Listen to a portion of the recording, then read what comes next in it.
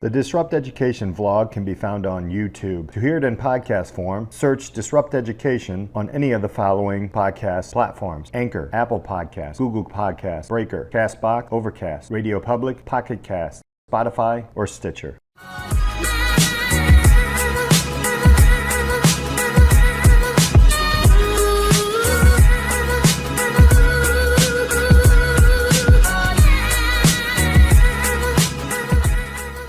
Welcome to this episode of Disrupt Education. I'm Peter Hostrawser. I am here with two co-founders of some amazing e-learning platforms, formerly VP Legacies. We are to be determined right now, but we're leaning towards a place, but I'll let them talk about that. Jonny and Hector are here with me. Guys, thank you so much for being here on the podcast.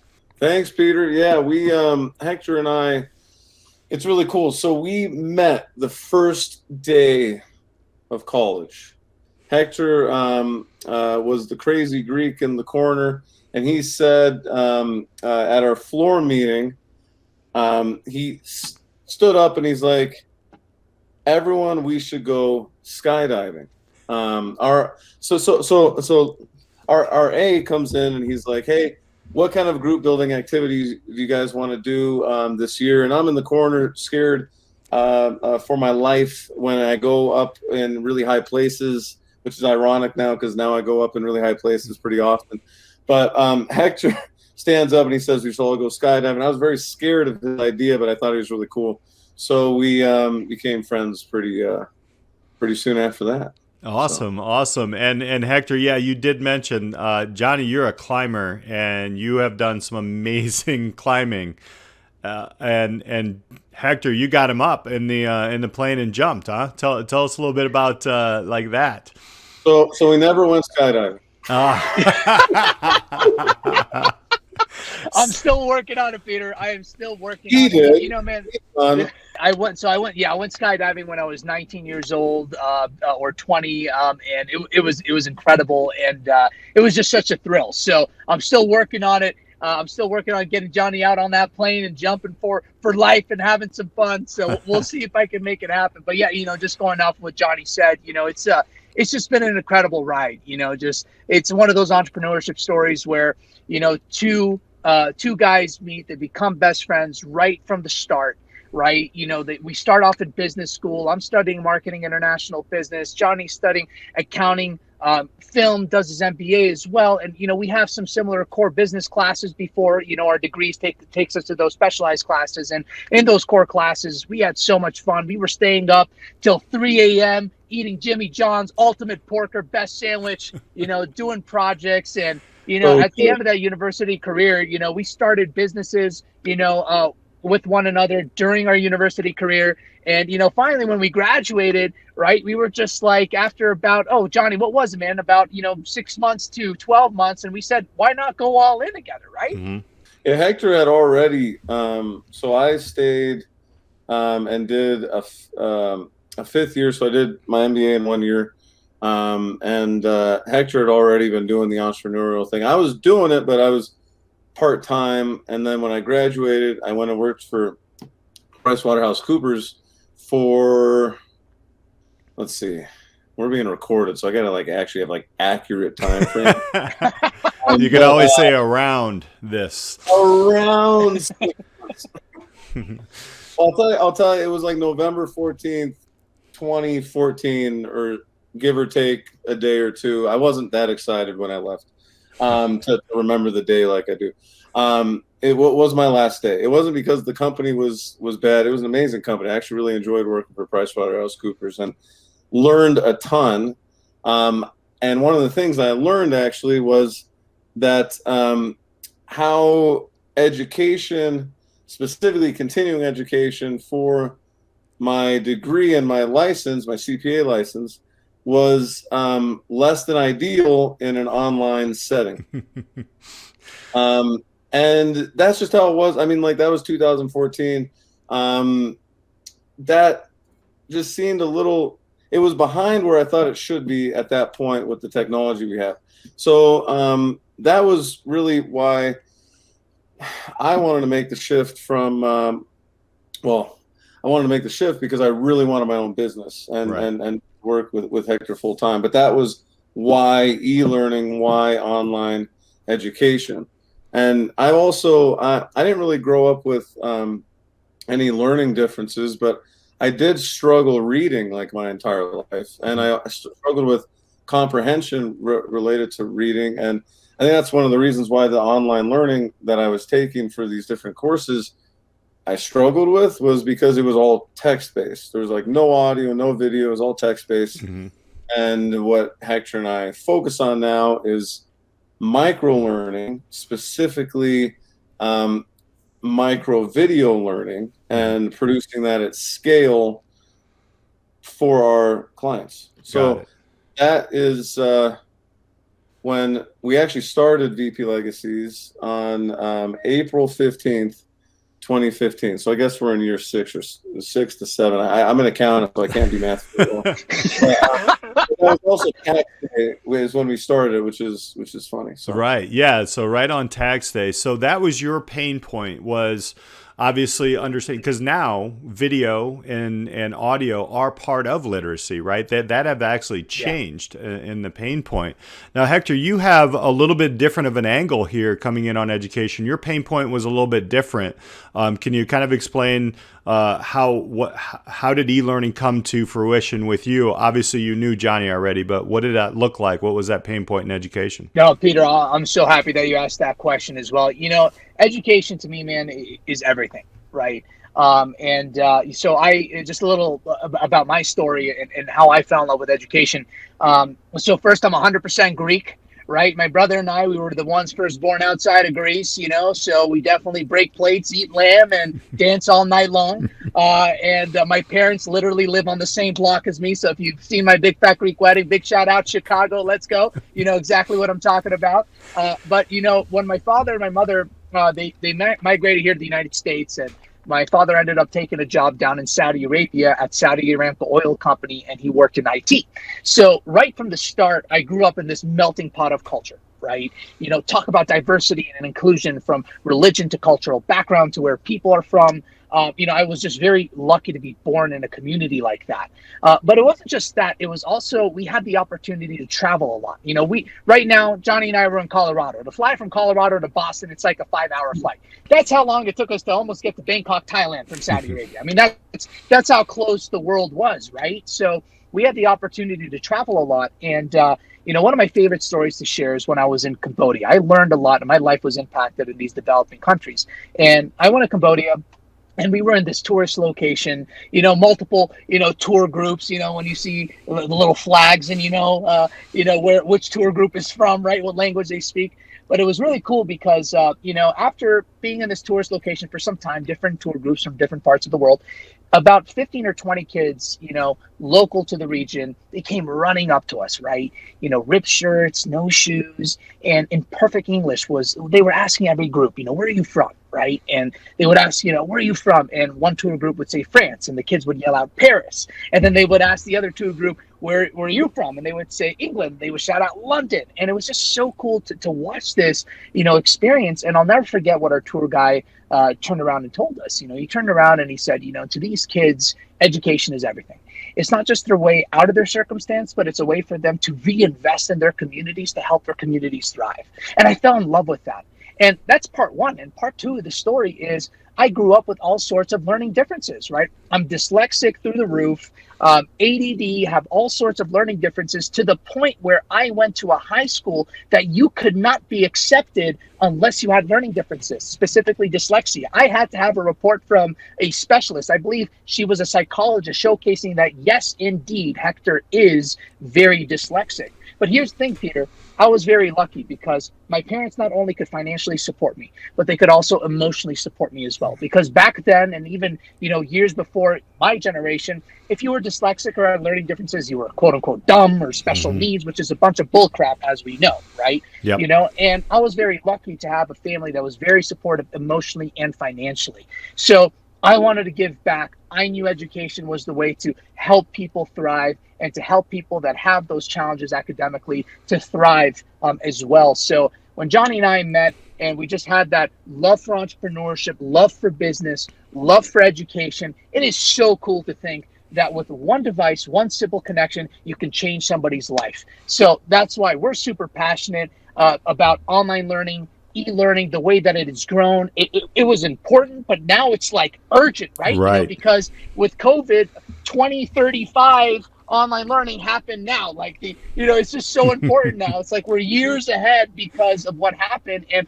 Jonny and I are just so excited because one thing that we'll dig a little bit more into this podcast, I'm sure, is that people are scrambling. They're trying to figure out online learning. They're trying to figure out how to set up their strategy, how to implement, how to grow at scale. There's so many pieces to the online learning engine, and we bring that full A to Z solution. Yeah, we've had a conversation before, and I love that. I love the fact that you're using that term differences. It's not like deficiency or anything else, or disabilities. Yeah, I think it should be, a superpower, and as you can harness it and this is me and this is where I can go further, and that's what's amazing. So I want to kind of dig into the e-learning in this.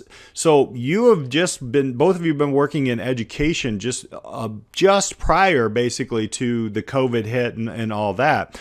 It started with, I'm guessing, with businesses and those types of things, and where you started to put some lessons together, which I love as a business educator. That's kind of where, everything kind of starts there.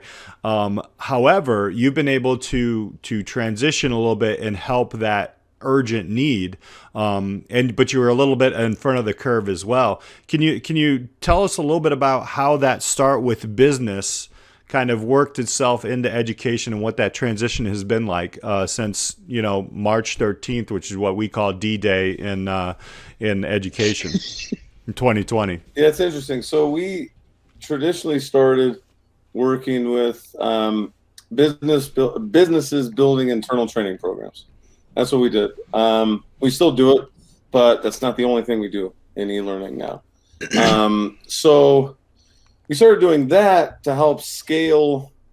At the time, really scale.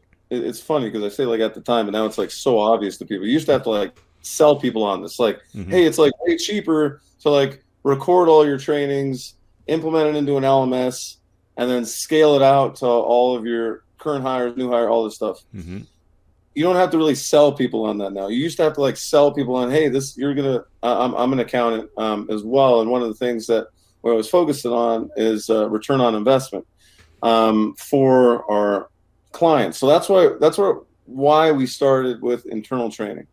And the other why with that is, like I said, I was like, hey, I'm taking these CPE trainings, but I'm not really learning anything. Right. Sorry, accounting boards and anyone watching this. The reality is, I wasn't learning.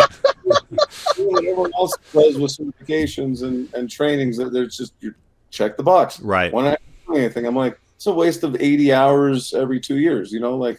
So that's why we started there. When COVID hit, the need from the ROI that we saw that businesses could get translated very quickly to the education industry, to large institutions, but also like individuals at large institutions. Because as we all know, education and traditional education has been fighting this stuff for years because there was no perceived ROI in it, right? Or less than the current landscape. So it's interesting. We honestly still haven't really worked with any like large scale universities or anything, but we have been working with individual professors at large universities. Right. Universities. So that's been really cool. So we went from just focusing on a B2B market, working on internal training, to actually also helping individuals. So, and that's been really interesting because there's a different pain point for helping individuals and these educators, these teachers. We were working with a lot of professors, a lot of teachers. And that is, how do they both develop their course and then how do they sell it? Yeah. So that is a new question that we've actually been doing R&D internally for a couple of years on the best practices on selling education or e-learning. And that's not something that we had to focus on before because we were just internal. But now that we're external and internal, right, working with these individuals and then small businesses also selling training and selling not just training but just education. We've had to adapt and help all of our clients figure out the best way, the most effective ways to get the training in front of their learners as quickly as possible. And part of that is helping them with the purchase decision too. Right. So that's a big thing that changed since, March 13th. We were like solely internal training, and then all of a sudden the need for everyone and their uncle wanting to create an online course and learning the best way to do that occurred. And that's why we have a long list of clients that we're helping with that now. Right. Too. Right. Sales is really the hardest piece that we've seen in the industry. It's like, how do you, and this is why at VP Legacies or at the to be determined eLearning partners, we focus on, like, our number one focus is the learners, the learners. Number one focus. Like clients will ask us, they're like, what kind of content should I build? Well, we're just going to ask your learners. So just ask them before you hire us. Ask them. Yes. Yeah. And that's what we've told so many clients, prospective clients, like, just have a conversation with your learners, and they're going to tell you exactly what they want. I love the obviously it's student first, and I think that's what we're figuring out. I'm in the actual traditional system. You're likely getting everything at you right now, and that's what's interesting because we're very rigid in the system. I don't know if you're getting that, right? Even at the university level. But Hector, tell us a little bit about like those conversations and how do you change that mindset? Because even your own story is something that is really tangible for a learner-centered kind of e-learning platform or e-learning strategies that you create. Oh, of course, absolutely, Peter. And one thing, we're not saying this to put any traditional university down or district down. We're saying this out of pure love, right? And they're just really slow, right? There's so many layers to make one decision, and we somehow have a $4 million budget to buy a gym, but we don't have a $1,000 budget to start creating some e-learning, right? So we just kind of feel like we have to, really see where is, we're not saying get rid of schooling as far as traditional schooling, right? It is bringing the healthy boundary of both of them together, right? And it's inevitable. We're already starting to go there, right? And especially in this world of high tech. One thing that, we like to say, this TikTok generation of, we want to learn things fast and in micro bits, 60 seconds or less, to capture that attention. We're headed that way, right? So we want schools, not just to, of course, keep embracing those campuses, bringing students to campuses, also keep embracing online learning, keep investing in online learning, because it kind of goes back to what I was saying earlier, is that you will expand your impact as an educator, as an educational institution. Not only can you impact the students coming to your campus, but you can impact not just the millions, but the billions out there that need help, that need the education that you could provide with them, as long as they have that device and connection. But going to what Jonny said, Peter, the learner is the most important thing. I can't tell you, what's important to us. What is kind of our slogan, right? Save time, save money, and alleviate stress. We cannot tell you how many times, we've opened, we popped open the hood with our clients, and they are spending thousands of hours and dollars figuring out the perfect learning management system, figuring out this and figuring out that, and only to leave themselves pulling their hair, trying to figure out why things aren't working. Here, let me tell you a story. I was at the Learning Solutions Conference in 2019. And what ended up happening was I was in this breakout session. And inside this breakout session, Peter, you had Qatar Airlines there. You had HSBC Bank there. You had, all these big companies. And there was one lady there. She was very vocal, and I really appreciated her because she was very vulnerable in expressing, what's going on, right? Vulnerability creates relatability. And it's awesome just to hear what was going on. Yeah. She was from this prestigious hospital in Cleveland. Right. And she was just spilling the beans, Peter. Just, we don't understand why our employees are just not engaging. We're producing this and we're doing this and we're doing that. And we have the best, most robust systems, and they're just not engaging. I mean, that was the big breakout session, was problems with engagement. And what ends up happening is at the end of the breakout session, I approached her, and I said in a non-condescending way at all. I just asked her. I said, you just expressed that you were having some trouble engaging your employees. And she's like, yeah, we just can't figure it out.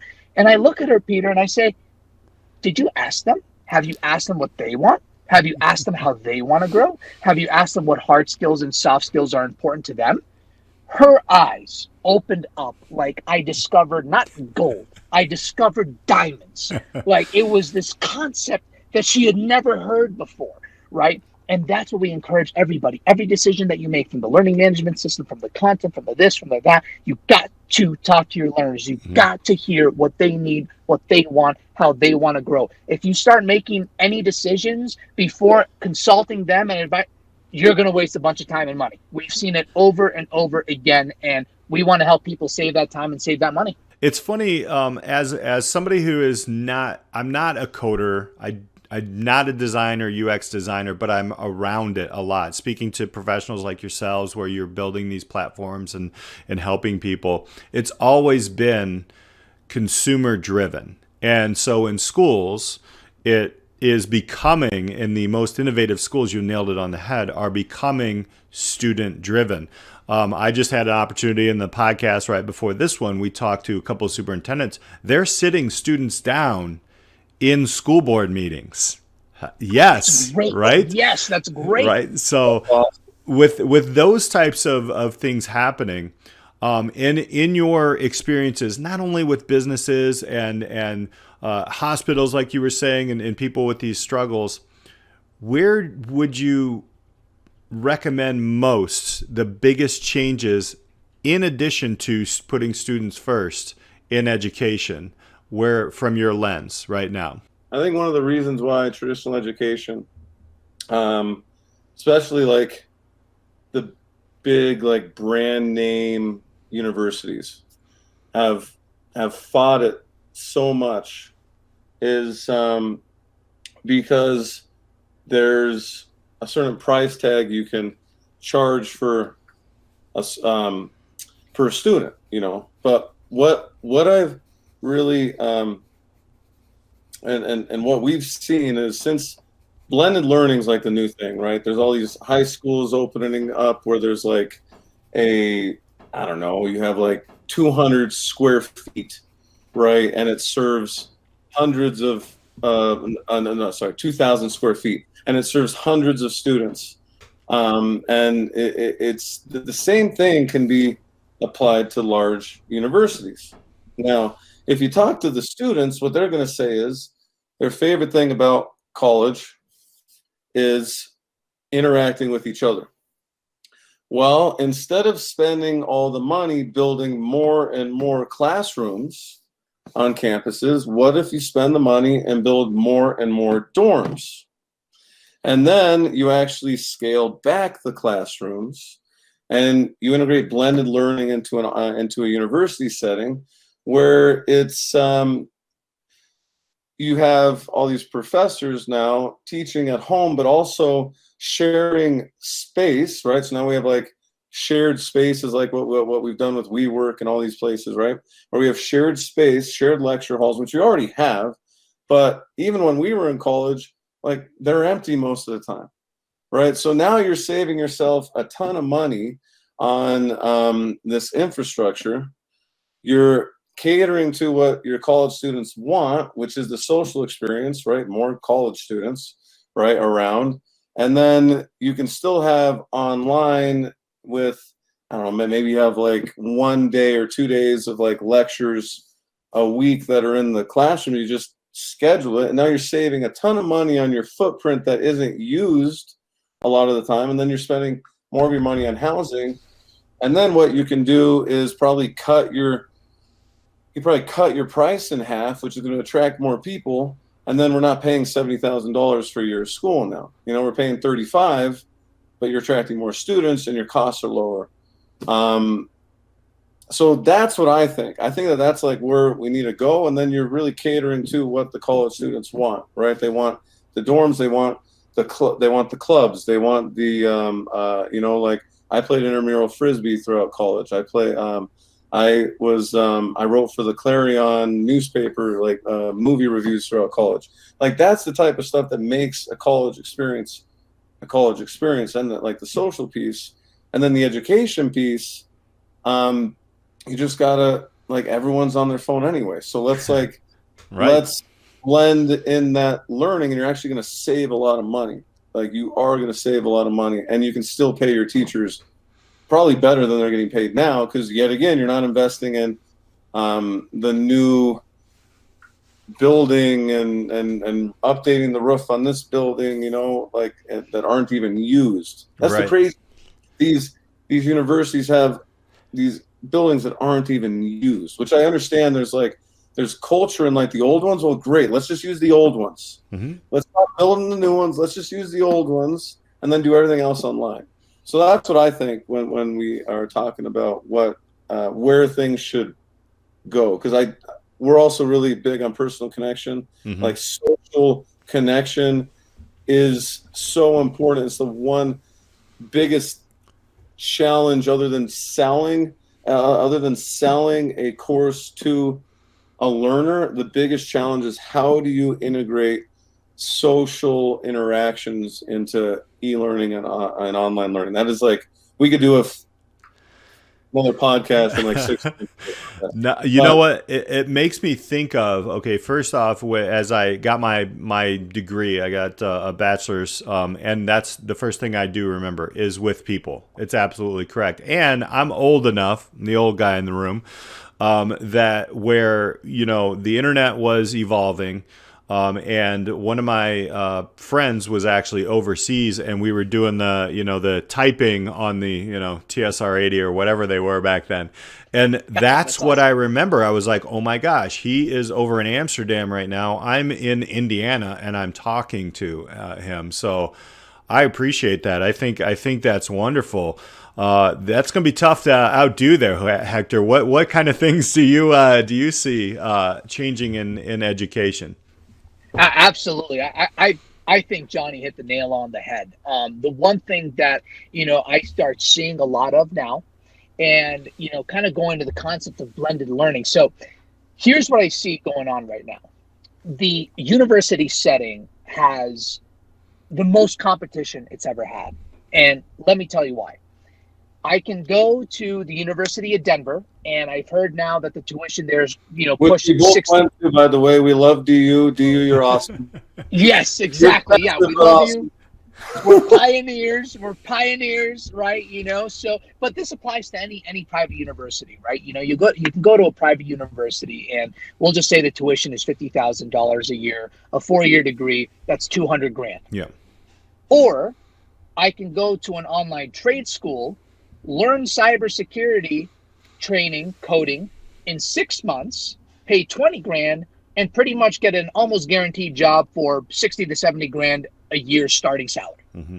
Right. And then there's these like coding boot camps. Just like a friend of mine, I forget what he did his undergrad in, but he did like a 6-month boot camp to be a software engineer, and now Facebook's paying him like $250,000. Right. Like, exactly. Yeah.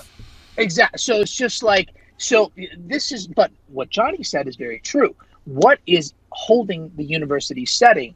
It's that social connection, right? Mm-hmm. So what I see maybe happening as well is trade schools and online universities solely partnering with universities, because what do universities have?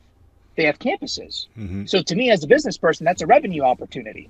Is if they have a partnership or an alliance with one of these trade schools, then they can offer monthly memberships to be a part of the University Denver Social Club, or whatever you want to call it. And if you pay $500 a month or $1,000 a month or $100, whatever it is, your school students from the trade school can come and utilize University of Denver, the campus, or whatever private school campus, and play your ultimate frisbee and get that social aspect as well. So I definitely think that universities are going to have to start innovating, and from a business perspective, because hey, at the end of the day, every single institution is a business in some way, shape, or form, Mm-hmm. right? They need money to survive, right? So I think they're going to start getting creative and saying, in addition to us building out our online university and our online learning programs, instead of trying to ignore what's happening in the background, how do we capitalize on partnering with them? Because we know what we have is something that they don't have, which is a big crush for people that really want that university experience. And that is the social aspect. So how do we build that within our model? I don't know how it's going to pan out, but I have a feeling that we're going to start seeing these partnerships. It's going to be another revenue generation opportunity for universities, where at that point it's pretty much, not solely profit, but the cost of developing everything is done, right? So to them, every single member is almost, pure profit at that point, right? Right. So I feel like something like that is going to start, happening as well. So it's going to be really interesting to see what's going to happen. I would tell you, Peter, in the next 20 to 30 years, but now because of COVID, in the next 5 years, man, I really feel like things just really accelerated because everybody was forced to move online. It's exciting because I think when you look at these happenings, and somebody said it somewhere, I was on a Clubhouse chat, but they were talking about, we have never had an education industry. We've always had a credential industry. And what you're talking about here is that social aspect, because I personally myself, I went into business with one of my roommates in college, back in the day. And I have a business minor and I learned way more about starting a business. So why not build the structure of the university around that, and then have the access, which is worldwide, soon to be Mars-wide, right? Where you are actually have access to that.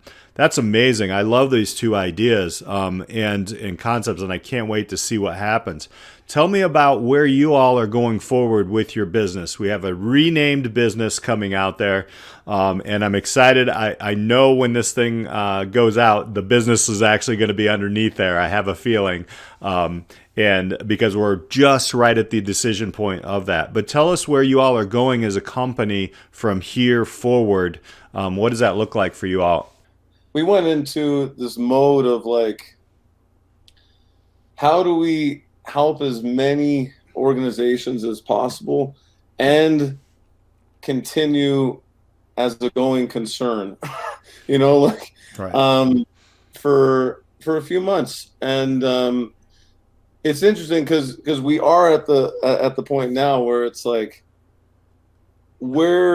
what is the future of e-learning partners? And the reality is, like we said, we're learner centric. So what we're focused on is how do we scale out what our offering is right now to as many individuals and companies as possible, because it's really interesting. Like what you said, for years we were trying to figure out, okay, what industry should we focus on, right? Within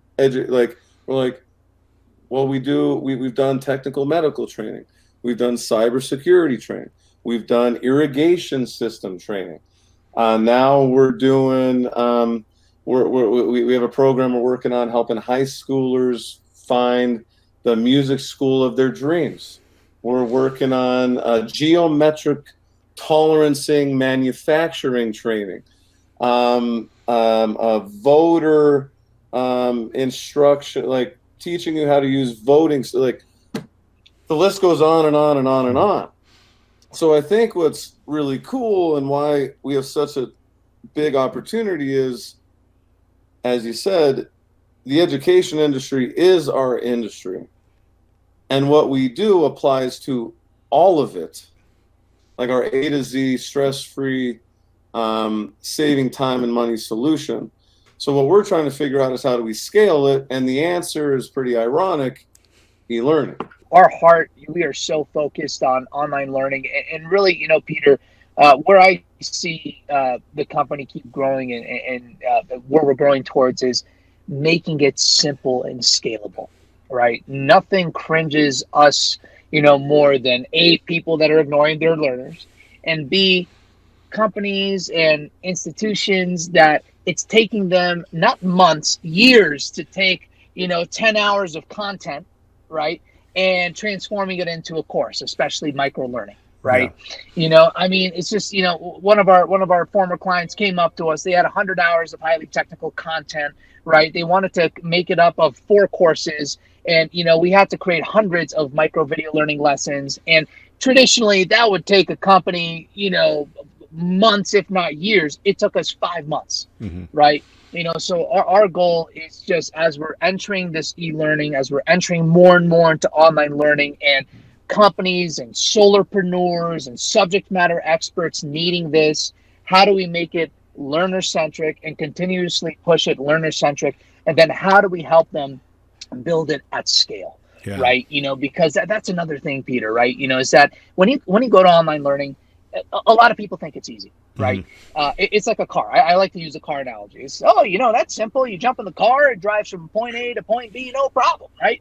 Then you pop open the hood and you're like, holy crap, that's what it takes to make an engine? Damn, right? So, and that's online learning, is to make it work. There's so many pieces to it. And time again, whenever we're working with a company that already has an internal learning department, or we're working with a company that doesn't have an internal learning department, and we're basically their learning department, right? They have multiple people, and in many cases, multiple vendors, sometimes 6 or 7 vendors doing one thing.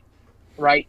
So, and that's what we saw. So as we continue pushing forward, how do we simplify it? How do we scale it? How do we help not just companies, but solopreneurs, Peter? When you hear custom, what's the first thing that comes to your mind? Expensive, right? How do you make something, help them capture their dreams and allow them to scale it on their own as well?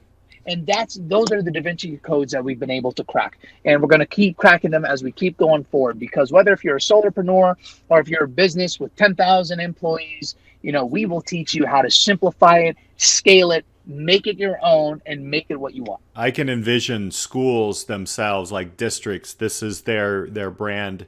You're working with them on an individual, building around their culture and what that one, and then you go to the next one and the next one. I think the individualized communities is key, and I love that angle that you're taking with it. Because this is just a problem that we get asked all the time, and it's no one knows what technology they should use when it comes to online learning. Like, no one knows. Yeah. And we actually get and one of the reasons why we're renaming is because people, I think, are so stressed out about that question of like, what LMS do I choose, or BMS, or the 17 other 3-character.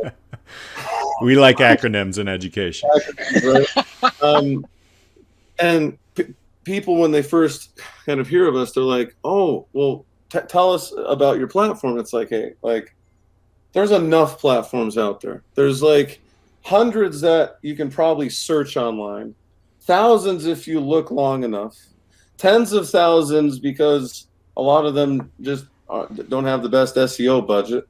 Probably hundreds of thousands when you're talking about apps like Loom or Video Ask or even Vimeo or YouTube, and you basically include all these learning systems that aren't branded as learning systems, but they are learning systems. Even like Excel is a learning system. We actually help multiple clients build out programs in Excel, test it on their learners, and then help them pick an LMS.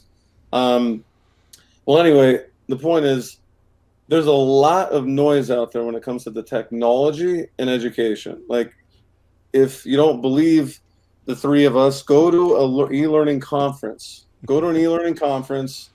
90% of the vendors there have a platform. And I'll tell you this, once you're there in like the showroom for about 30 minutes, you're not going to, well, first of all, you could probably talk to 30 platforms and you're not going to remember one of the names, except maybe Adobe. You might remember Captivate and you may remember Storyline because their logos are everywhere. But the reality is, when you're looking at the technology and really what we're trying to figure out, and this is like when you're talking about big vision, so we both gave you an answer more of like, what are we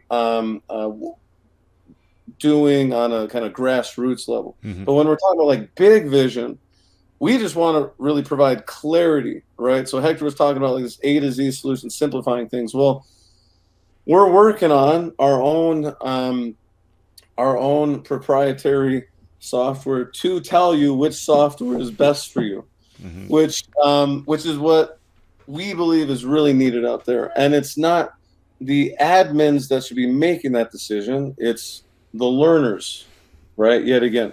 So that's the big vision. Don't know when that's going to be ready because it's so complicated that and we don't want it to be complicated, right? End user, the learner, or whoever's choosing the software platform.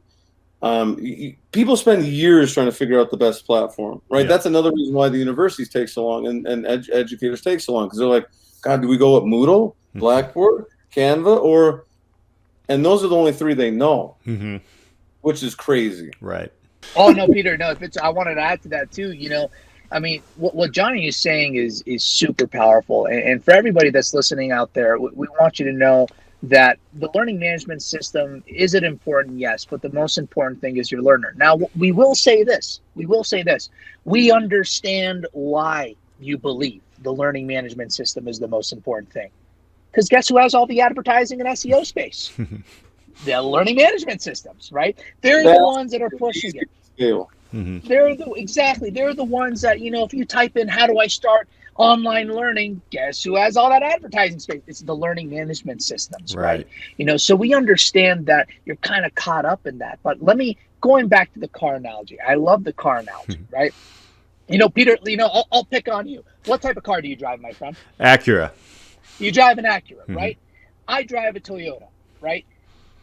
Both of our cars do the same thing. They drive from point A to point B. All learning management systems, they do the same thing.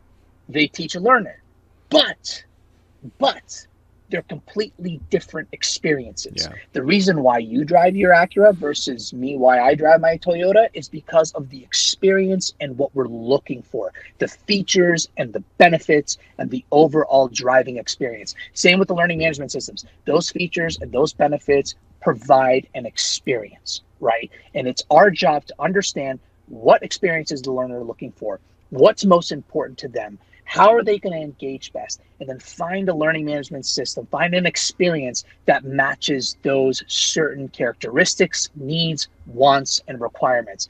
Do that, and I guarantee you're going to see a skyrocket in your engagement. That's one thing. Don't take it from us. Take it from our clients. One thing that they love about us is the industry average of engagement of learners is 30%. On a good day, 40%. We average out at about 80%.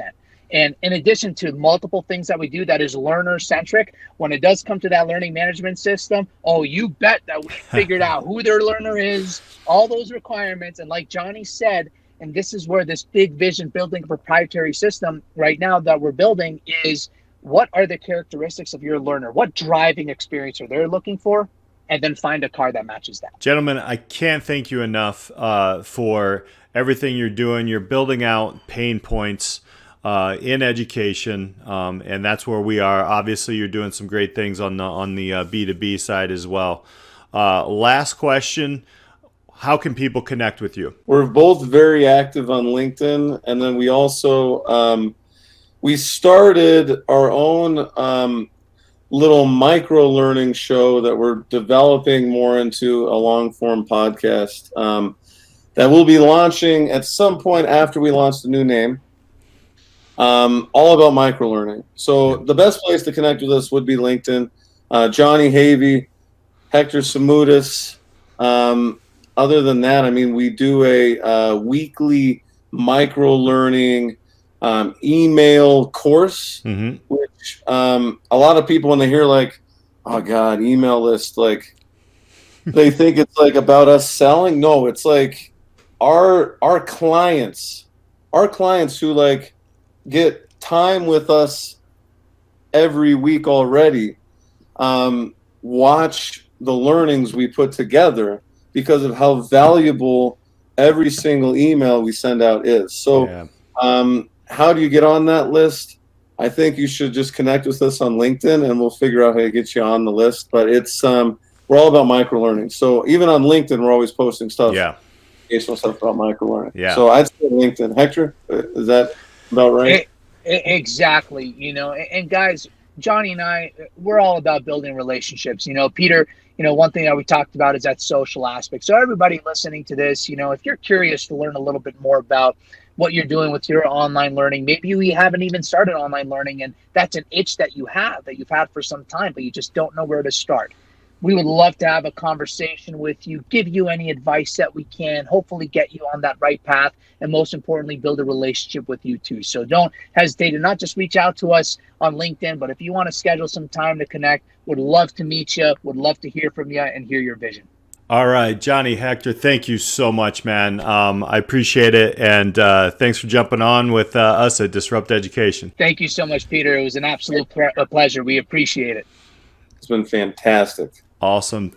And thank you all for listening. Hit that subscribe button. Give us a little bit of a rating there. 5 stars always help. I'll talk to you next time.